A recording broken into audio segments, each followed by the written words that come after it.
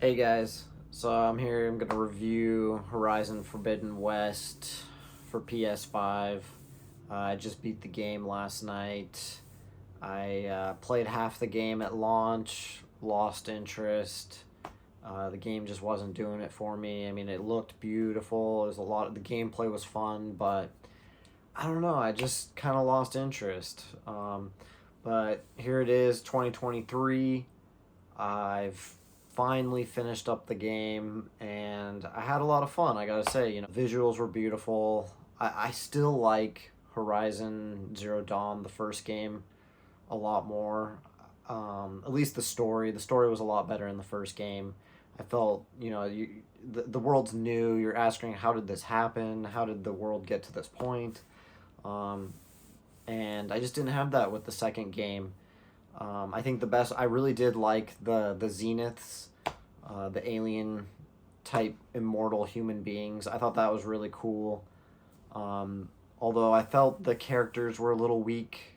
I don't know what it is. Guerrilla Games. I love the look of their games. I love the gameplay. Like I love Killzone. They're some of my favorite games. But the characters are so bland and boring in Killzone.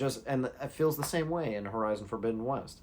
They're just bland characters. I don't know what it is. Aloy is constantly just, I don't know. I feel like she's making unusual decisions. There's certain moments where I felt she had no leverage in some of the demands she was making, and people would just go along with it. Whereas there's a part towards the end of the game where she gets saved by one of the Zeniths, and she makes a demand that, well, I'm gonna go do whatever I want. You can't stop me.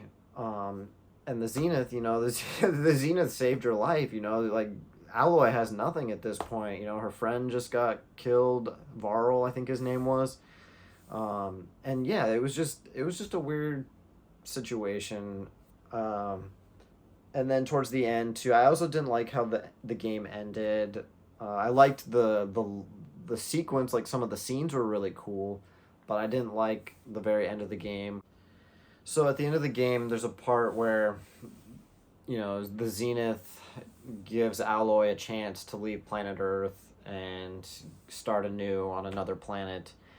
I thought that was gonna be cool. I was like, no way, Alloy's gonna go to a different planet, but you could see it coming. Alloy obviously isn't gonna leave her people behind, which is understandable.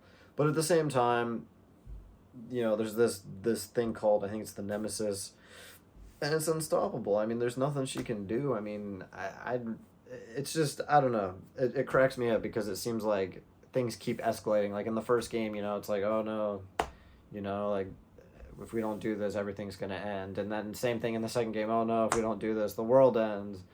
And then the game ends, and it's like, oh no, like the world's gonna end again. And it's just like, it is what it is. But besides the story flaws, the game itself is gorgeous. It's buttery smooth on PS5.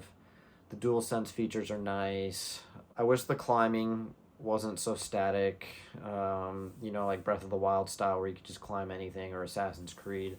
I wish they'd expand on that a bit. The world is just really cool. I love the robots, the art style, the wave effects are really cool.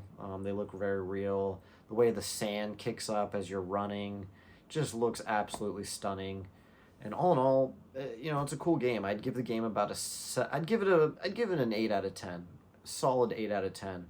The graphics, the gameplay bring it up a lot. Whereas the story, it feels like your typical cliche video game story, and I just wasn't feeling it that much in terms of the story.